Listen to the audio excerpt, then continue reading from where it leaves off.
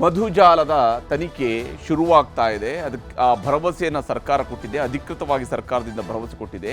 News18 ಮೊನ್ನೆನೇ ವರದಿಯನ್ನು ನಾವು ಮಾಡಿದ್ವಿ. ಸಚಿವರೊಬ್ಬರನ್ನು, ತುಮಕೂರು ಭಾಗದ ಪ್ರಭಾವಿ ಸಚಿವರೊಬ್ಬರನ್ನು ಟ್ರ್ಯಾಪ್ ಮಾಡೋ ಪ್ರಯತ್ನ ನಡೆದಿದೆ ಅಂತೇಳಿ ನಮ್ಗೆ ಅವತ್ತೇ ಗೊತ್ತಿತ್ತು. ರಾಜಣ್ಣ ಅವರಿಗೆ ಸಂಬಂಧಪಟ್ಟಂತಿರುವಂಥ ವಿಚಾರ ಇದು ಅಂತೇಳಿ. ಆದರೆ ರಾಜಣ್ಣ ಅವರು ಅದನ್ನು ದೃಢಪಡಿಸೋ ತನಕ ಯಾರೂ ಕೂಡ ಹೇಳೋದಕ್ಕೆ ಆಗೋದಿಲ್ಲ. ಆ ಕಾರಣಕ್ಕಾಗಿ ಅವರ ಹೆಸರನ್ನು ಅವತ್ತು ತಗೊಂಡಿರಲಿಲ್ಲ. ಆದರೆ ಇವತ್ತು ಬೆಳಗ್ಗಿಂದಲೇ ಸತೀಶ್ ಜಾರಕಿಹೊಳಿ ಅವರು ಹೇಳಿದರು. ನಂತರ ಖುದ್ದು ರಾಜಣ್ಣ ಅವರೇ ಸದನದಲ್ಲೂ ಕೂಡ ಒಪ್ಪಿಕೊಂಡ್ರು. ಹಾಗೆಯೇ ಯತ್ನಾಳರು ಕೂಡ ಹೇಳಿದರು ಅವರನ್ನು ಹನಿ ಟ್ರ್ಯಾಪ್ ಮಾಡುವಂಥ ಪ್ರಯತ್ನ ನಡೆದಿದೆ ಅಂತ ಹೇಳಿ. ಹಾಗೆ ಏನೇನು ನಡೀತು ಇವತ್ತು ಸದನದಲ್ಲಿ ಅನ್ನೋದು ನಿಮಗೆ ತೋರಿಸ್ತೀನಿ.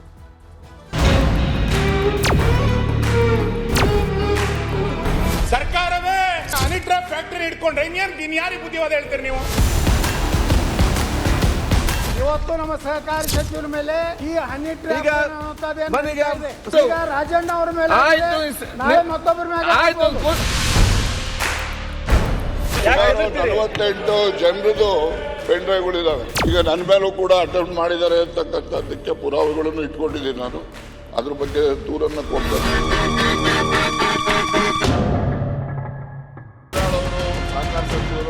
ಕಡೆಗೂ ವಿಧಾನಸಭೆಯಲ್ಲೇ ಸಹಕಾರ ಸಚಿವ ಕೆಎನ್ ರಾಜಣ್ಣ ಸತ್ಯ ಬಯಲು ಮಾಡಿದ್ದಾರೆ. ಕರ್ನಾಟಕದ ನ್ಯೂಸ್ ಚಾನೆಲ್ಗಳ ಹೊಸ ಲೀಡರ್, ಪಕ್ಕಾ ಸುದ್ದಿಯನ್ನ ಬಿತ್ತರಿಸುವ ನಿಮ್ಮ ನ್ಯೂಸ್18 ಕನ್ನಡ ಮೊನ್ನೆಯಷ್ಟೇ ಹನಿ ಟ್ರ್ಯಾಪ್ ಕಹಾನಿ ಬಗ್ಗೆ ವರದಿ ಮಾಡಿತ್ತು.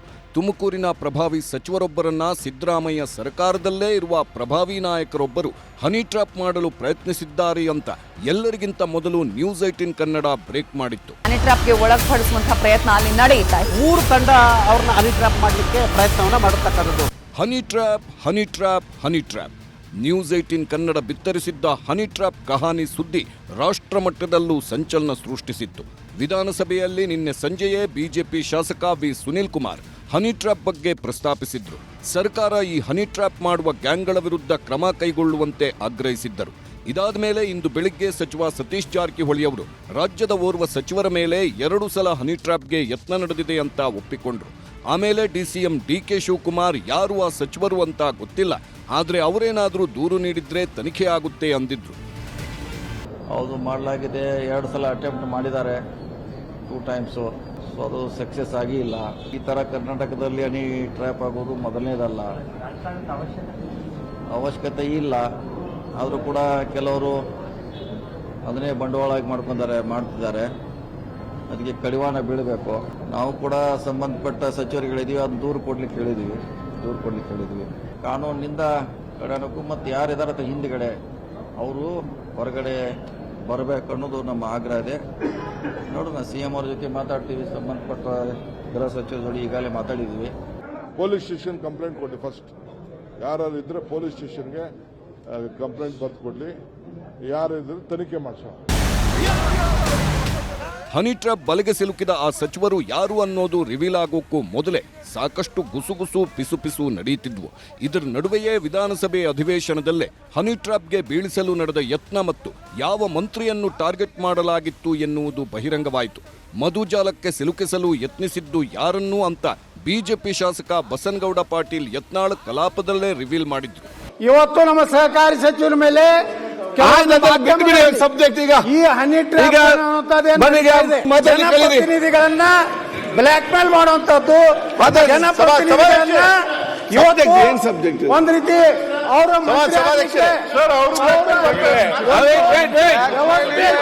ಈಗ ಬಜೆಟ್ ತಮ್ಮ ಮಾತಾಡ್ಲಿ. ಅವರ ಕುಟುಂಬದ ಭವಿಷ್ಯ ಸಲುವಾಗಿ ಅವ್ರ ಮುಂದಿನ ಮುಖ್ಯಮಂತ್ರಿ ಆಗ್ಬೇಕು. ಅನಗತ್ಯವಾಗಿ ಮಾತಾಡಬೇಡಿ. ಅವ್ರೇನು ಉತ್ತರ ಕೊಡ್ತಾರೆ ನೋಡುವ. ಮಾತಾಡಿ ಕೂತ್ಕೊ. ಆಯ್ತು, ರಾಜಣ್ಣ ಅವರ ಮೇಲೆ ನಾಳೆ ಮತ್ತೊಬ್ಬರ ಮೇಲೆ ಆಯ್ತು. ಹನಿ ಟ್ರ್ಯಾಪ್ ಸುಳಿಯಲ್ಲಿ ಸಹಕಾರ ಸಚಿವ ರಾಜಣ್ಣ, ಯತ್ನಾಳ್ ಮಾತಿಗೆ ಹೌದು ಎಂದು ಒಪ್ಪಿದ ಮಂತ್ರಿ. ಯತ್ನಾಳ್ ಅವರೇ ಸಹಕಾರ ಸಚಿವ ಕೆಎನ್ ರಾಜಣ್ಣ ಮೇಲೆ ಹನಿ ಟ್ರ್ಯಾಪ್ ಯತ್ನ ನಡೆದಿದೆ ಅಂತ ಸದನದಲ್ಲೇ ಘೋಷಿಸಿಬಿಟ್ರು. ಇದಕ್ಕೆ ಉತ್ತರಿಸಿದ ರಾಜಣ್ಣ, ಹೌದು, ನನ್ನ ಮೇಲೆ ಹನಿ ಟ್ರ್ಯಾಪ್ ಯತ್ನ ನಡೆದಿದೆ. ಇದು ಕೇವಲ ನನ್ನೊಬ್ಬನ ಮೇಲೆ ಮಾತ್ರವಲ್ಲ, ರಾಜ್ಯದಲ್ಲಿ ಸರಿಸುಮಾರು 48 ಪ್ರಮುಖ ವ್ಯಕ್ತಿಗಳ CD ಪೆನ್ ಡ್ರೈವ್ ಮಾಡಿದ್ದಾರೆ ಅಂತ ಬಹಿರಂಗಪಡಿಸಿದ್ರು. ಯತ್ನಾಳ್ ಅವರು ಸಹಕಾರ ಸಚಿವರು ರಾಜಣ್ಣ ಅವರು ಅಂತೇಳಿ ಪ್ರಸ್ತಾಪ ಮಾಡಿದ್ರಿಂದ ನಾನು ಒಂದು ತಪ್ಪು ಮಾಹಿತಿ ಹೊರಗಡೆ ಹೋಗಬಾರ್ದು ಅಂತಕ್ಕಂಥ ದೃಷ್ಟಿಯಿಂದ 2 ಮಾತುಗಳನ್ನು ಹೇಳಲಿಕ್ಕೆ ಬಯಸ್ತೇನೆ. ಸನ್ಮಾನ್ಯ ಸಭಾಧ್ಯಕ್ಷರೇ, ಈ ಕರ್ನಾಟಕ ರಾಜ್ಯ ಅಂತ ಹೇಳಿದ್ರೆ ಇದು ಒಂದು CD ಪೆನ್ ಡ್ರೈವ್ಗಳಿಗೆ ಒಂದು ಕಾರ್ಖಾನೆ ತರ ಅಂತಕ್ಕಂಥದ್ದು ಕೂಡ ಬಹಳ ಜನ ಹೇಳ್ತಾರೆ. ನಾನು ಹೇಳ್ತಾ ಇಲ್ಲ. ಇದರಲ್ಲಿ 2 ಫ್ಯಾಕ್ಟ್ರಿ, ನಿಮ್ದೊಂದಿದೆ, ಇದೊಂದಿದೆಯಾ? ನಿಮ್ದು ಯಾವ್ದೊಂದು ಹೇಳಿದ್ರೆ ಇಲ್ಲಿ ಯಾವ್ದು ಅಂತ ಹೇಳ್ಬೋದು. ಸೊ ಅದೇನೇ ಇಲ್ಲಿ ಅಧ್ಯಕ್ಷರೇ, ಬಹಳ ಗುರುತರವಾದಂತಹ ಒಂದು ಆರೋಪ ಅಂತೇಳಿ ನಾನು ಕೂಡ ಅನ್ಕೊಳ್ತೇನೆ. ತುಮಕೂರಿನ 2 ಪ್ರಭಾವಿ ಸಚಿವರು ಹನಿ ಟ್ರ್ಯಾಪ್ ಅಲ್ಲಿ ಸಿಕ್ಕಾಕೊಂಡಿದ್ದಾರೆ, ಅದಾಗಾಯ್ತು ಹೀಗಾಯ್ತು ಅಂತ ಏನೇನೋ ಕಥೆಗಳು ಬರ್ತಾ ಇದ್ದಾವೆ. ತುಮಕೂರಿನಲ್ಲಿರೋರು ನಾನೊಬ್ಬ ಇದ್ದೀನಿ, ಡಾಕ್ಟರ್ ಪರಮೇಶ್ವರ್ ಅವರು ಕೂಡ ಇದ್ದಾರೆ, ನಮ್ಮಿಬ್ರೇ ಅಂತ ಅವರ ಉದ್ದೇಶ ಅಂತೇಳಿ ಅನ್ಕೊಳ್ತೇನೆ. ಈ CD ಮಾಡ್ತಕ್ಕಂಥದ್ದು, ಪೆನ್ ಡ್ರೈವ್ ಮಾಡ್ತಕ್ಕಂಥದ್ದು, ಇದ್ರ ಬಗ್ಗೆ ಸುಮಾರು ನಿಮ್ಗೆ ಹೇಳ್ತೀನಿ, ನನಗಿರೋ ಮಾಹಿತಿ ಅಂತ 48 ಜನಗಳಿದ್ದಾರೆ, ಒಬ್ರು ಇಬ್ರು ಇಲ್ಲ. ಅಂದ್ರೆ ಒಬ್ರು ಇಬ್ರು ಅಂತ ಹೇಳಿದ್ರೆ ಬರೀ ಇವರೇ ಅಂತಲ್ಲ, ಅವರು ಇದ್ದಾರೆ. ಆದ್ರೆ ಇವೆಲ್ಲ ಬಹಳಷ್ಟು ಜನ ನ್ಯಾಯಾಲಯಗಳಲ್ಲಿ ಇದನ್ನ ಬಹಿರಂಗ ಮಾಡಬಾರ್ದು ಅಂತಕ್ಕಂಥದ್ದಕ್ಕೆ ಸ್ಟೇ ತಗೊಂಡಿರ್ತಕ್ಕಂಥದ್ದು, ಅಲ್ಲೂ ಕೂತವ್ರೆ ಇಲ್ಲೂ ಕೂತವ್ರೆ. ನ್ಯೂಸ್ 18 ಬಿತ್ತರಿಸಿದ್ದ ಹನಿ ಟ್ರ್ಯಾಪ್ ವರದಿ ನಿಜ, ತನಿಖೆ ಮಾಡಿಸಿ ಅಂತ ಗೃಹ ಸಚಿವರಿಗೆ ರಾಜಣ್ಣ ದೂರು. ಪೆನ್ ಡ್ರೈವ್ ಸಿಡಿಯಲ್ಲಿ ಎಲ್ಲಾ ಪಕ್ಷದವರಿದ್ದಾರೆ ಅಂತ ರಾಜಣ್ಣ ಹೇಳ್ಕೊಂಡಿದ್ದಾರೆ. ಸಿಡಿ ಮತ್ತು ಪೆನ್ ಡ್ರೈವ್ ಬಗ್ಗೆ ತನಿಖೆ ಆಗಬೇಕು. ನನ್ನಲ್ಲಿರುವ ಸಾಕ್ಷ್ಯಗಳನ್ನು ಆಧರಿಸಿ ನಾನೇ ಗೃಹ ಸಚಿವರಿಗೆ ದೂರು ಕೊಡ್ತೀನಿ. ಇದರಲ್ಲಿ ಯಾರ ಕೈವಾಡ ಇದೆ ಅನ್ನೋದು ಇಡೀ ರಾಜ್ಯಕ್ಕೆ ಗೊತ್ತಾಗಲಿ, ಎಲ್ಲರೂ ಹೊರಬರಲಿ ಅಂತ ರಾಜಣ್ಣ ಸದನದಲ್ಲೇ ಗುಡುಗಿದ್ದಾರೆ. ನಾನು ನಮ್ಮ ಗೃಹ ಮಂತ್ರಿಗಳಿಗೆ ಒತ್ತಾಯ ಮಾಡ್ತೇನೆ, ನಾನು ಒಂದು ಲಿಖಿತ ಕಂಪ್ಲೇಂಟ್ ಅನ್ನು ಕೊಡ್ತೀನಿ. ಆ ಕಂಪ್ಲೇಂಟ್ ಆಧರಿಸಿ ಅವರು ತನಿಖೆ ಮಾಡಿಸ್ಬೇಕು. ಇದರಲ್ಲಿ ಯಾರೆಲ್ಲ ಪ್ರೊಡ್ಯೂಸರ್ಸ್ ಇದ್ದಾರೆ, ಡೈರೆಕ್ಟರ್ಸ್ ಯಾರ್ಯಾರಿದ್ದಾರೆ, ಇವೆಲ್ಲವೂ ಕೂಡ ಹೊರಗಡೆ ಬರಲಿ, ಜನಗಳಿಗೆ ಗೊತ್ತಾಗಲಿ. ಆಕ್ಟರ್ಸ್ಗಳು ಯಾರ್ಯಾರು, ಇವೆಲ್ಲ ಗೊತ್ತಾದ್ರೆ ನಿಮ್ಮಲ್ಲಿ 48 ಜನರದು ಪೆನ್ ಡ್ರೈವ್ಗಳಿದಾವೆ. ಇಲ್ಲಿಯವರು ಇದ್ದಾರೆ, ಅಲ್ಲಿಯವರು ಇದ್ದಾರೆ. ರಾಜ್ಯ ಮಟ್ಟದಲ್ಲ, ರಾಷ್ಟ್ರ ಮಟ್ಟದಲ್ಲಿ ಇರ್ತಕ್ಕಂಥ ಎಲ್ಲ ಪಕ್ಷದ ಮುಖಂಡರು ಕೂಡ ಇದಾವೆ. ಅದರಿಂದ ಇದೊಂದು ಪಿಡುಗು. ಇದು ಸುಮ್ಮನೆ ಯಾರೋ ಒಬ್ರು ಮಾಡಿದ್ರೆ ಎಲ್ರಿಗೂ ಕೂಡ ಅನ್ವಯ ಆಗೋ ರೀತಿಯಲ್ಲಿ ಅದನ್ನು ಆರೋಪ ಮಾಡ್ತಕ್ಕಂಥದ್ದು ನಿಲ್ಲಬೇಕು. ಜನರುಗಳಿಗೆ ಏನು ಸಾರ್ವಜನಿಕ ಜೀವನದಲ್ಲಿ ಇರ್ತಕ್ಕಂಥವ್ರಿಗೆ ಹೊರಗಡೆ ಗೌರವ ಬರಬೇಕು, ಆ ರೀತಿ ಆಗಬೇಕು ಅಂತಕ್ಕಂಥ ಉದ್ದೇಶದಿಂದ ನಾನು ಗೃಹ ಮಂತ್ರಿಗಳಿಗೆ ಒತ್ತಾಯ ಮಾಡ್ತಕ್ಕಂಥದ್ದು. ನಾನು ಲಿಖಿತ ಕಂಪ್ಲೇಂಟ್ ಅನ್ನು ಕೊಡ್ತೇನೆ. ಅದ್ರ ಮೇಲೆ ಅವರು ಸೂಕ್ತವಾಗಿ ತನಿಖೆ ಮಾಡಿಸಿ ಯಾರೆಲ್ಲ ಇದ್ದಾರೆ, ಅವ್ರು ಯಾರೇ ಇರಲಿ, ಅದು ಎಲ್ಲವನ್ನೂ ಕೂಡ ಸಾರ್ವಜನಿಕರಿಗೆ ಬಹಿರಂಗ ಆಗಬೇಕು. ಸುಮ್ಮನೆ ಪಾಪ ಈ ರೇವಣ್ಣವರು ಅವ್ರದ್ದು, ಅವರ ಇನ್ನೊಂದು ಕುಟುಂಬದ್ದು ಇವೆಲ್ಲ ಬರ್ತವೆ. ಈಗ ನನ್ನ ಮೇಲೂ ಕೂಡ ಅಟೆಂಪ್ಟ್ ಮಾಡಿದ್ದಾರೆ ಅಂತಕ್ಕಂಥದ್ದಕ್ಕೆ ಪುರಾವೆಗಳನ್ನು ಇಟ್ಕೊಂಡಿದ್ದೀನಿ ನಾನು.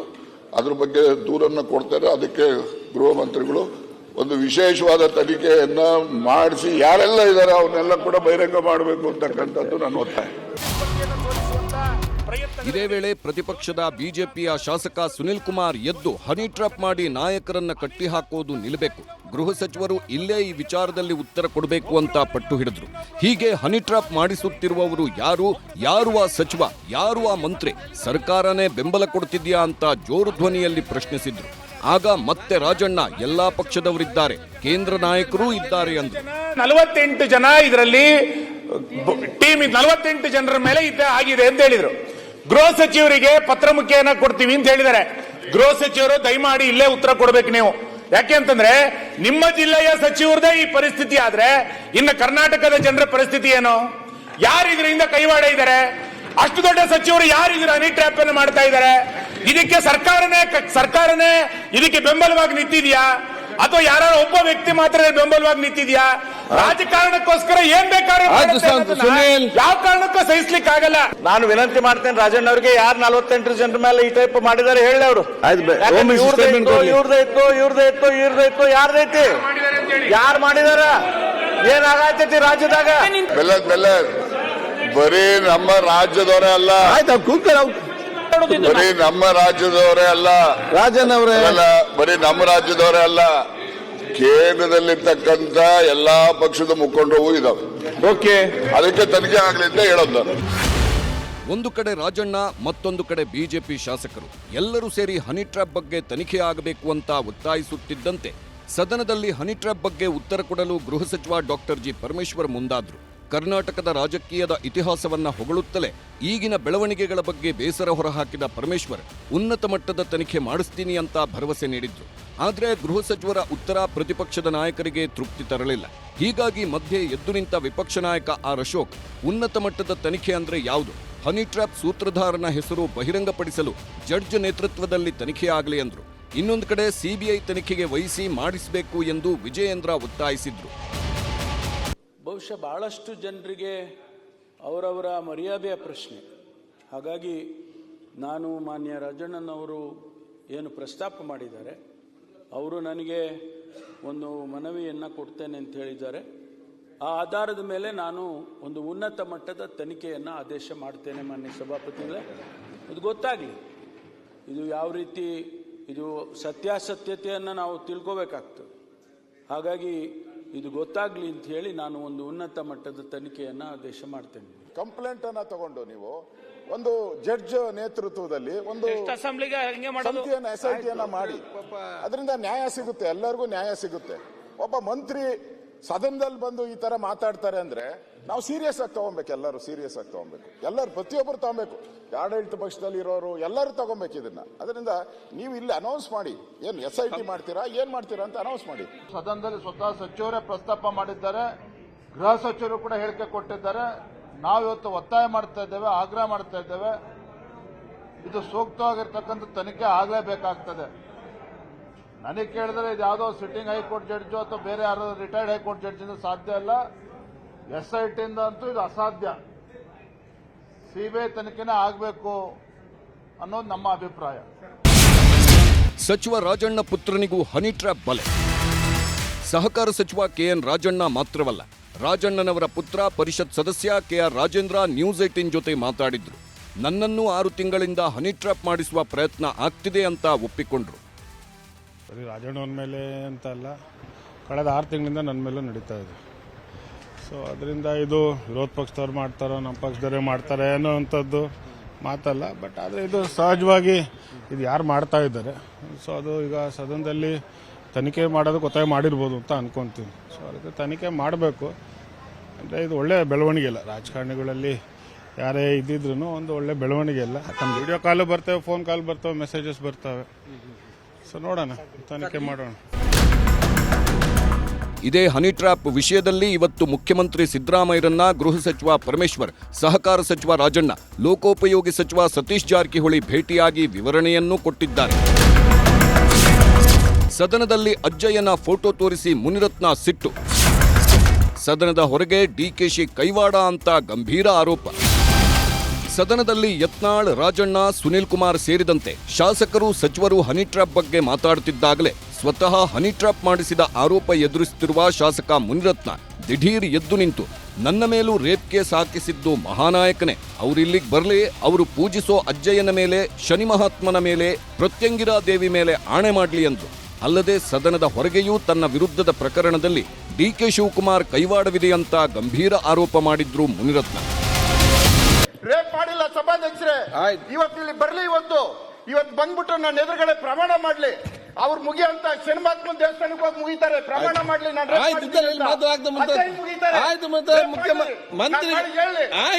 ಪ್ರತ್ಯಂಗಿರಿ ದೇವಸ್ಥಾನಕ್ಕೆ ನನ್ನ ಮೇಲೆ ರೇಪ್ ಕೇಸ್ ಮಾಡಿದೀನಿ, ನಾನು ಈ ತರ ನನ್ನ ಜೀವನ ಹಾಳು ಮಾಡೋದಕ್ಕೆ ರೇಪ್ ಕೇಸ್ ಹಾಕ್ತಾರ ಇವರು.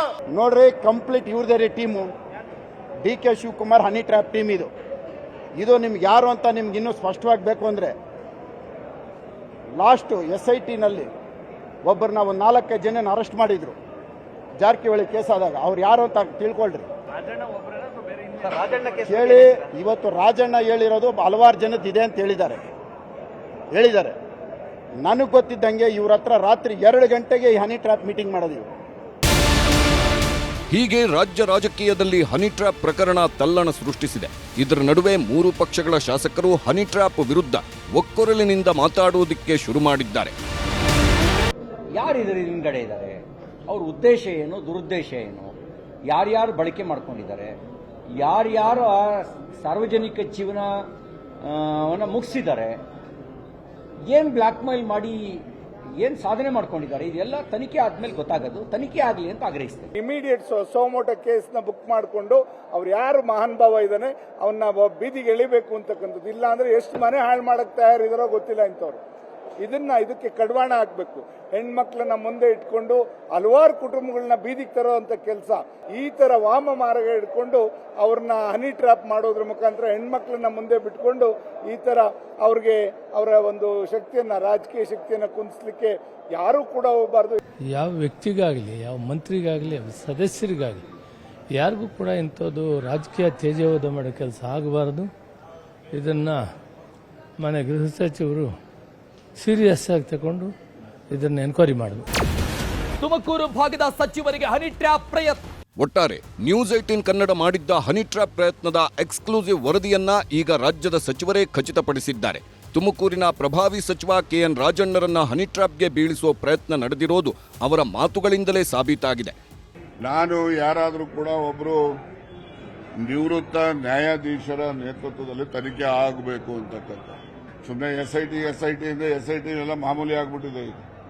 ಅದಕ್ಕೋಸ್ಕರ ನಾನು ನಿವೃತ್ತ ನ್ಯಾಯಾಧೀಶರ ನೇತೃತ್ವದಲ್ಲಿ ತನಿಖೆ ಆಗಬೇಕು ಅಂತಕ್ಕಂಥ, ಹಾಲಿ ಜಡ್ಜಸ್ ನಿವೃತ್ತ ನ್ಯಾಯಾಧೀಶ ಪ್ರಯತ್ನ ನಡೆದಿದೆ, ಆದ್ರೆ ಆ ಒಂದು ಇದಕ್ಕೆ ಒಳಗಾಗಿಲ್ಲ. ನಾನೇನು ನಿಮ್ಮ ಮುಂದೆ ನಾಚಿಕೆ ಏನು ಹೇಳ್ಕೊಳಕ್ ನನಗೆ ನಾಚಿಕೆ ಏನಿಲ್ಲ. ನಾನೇನು ಸತ್ಯ ಹರಿಶ್ಚಂದ್ರನೂ ಅಲ್ಲ, ನಾನು ಶ್ರೀರಾಮಚಂದ್ರನೂ ಅಲ್ಲ. ಈಗ ಗೃಹ ಸಚಿವರು ಉನ್ನತ ಮಟ್ಟದ ತನಿಖೆ ನಡೆಸುವ ಭರವಸೆಯನ್ನ ಸದನದಲ್ಲೇ ಕೊಟ್ಟಿದ್ದಾರೆ. ಹೀಗಾಗಿ ರಾಜ್ಯದಲ್ಲಿ ಹನಿ ಟ್ರ್ಯಾಪ್ ಮಾಡಿಸುವ ತಂಡ ಇಟ್ಟುಕೊಂಡವರು ಯಾರು, ಯಾರ ಮೇಲೆಲ್ಲ ಹನಿ ಟ್ರ್ಯಾಪ್ ಮಾಡಲಾಗಿದೆ, ಇಷ್ಟಕ್ಕೂ ಈ ಹನಿ ಟ್ರ್ಯಾಪ್ ನಡೆಸುವ ತಂಡಗಳ ಉದ್ದೇಶ ಏನು ಎನ್ನುವುದು ತನಿಖೆಯಿಂದಷ್ಟೇ ಗೊತ್ತಾಗಬೇಕಿದೆ. Bureau report, news 18.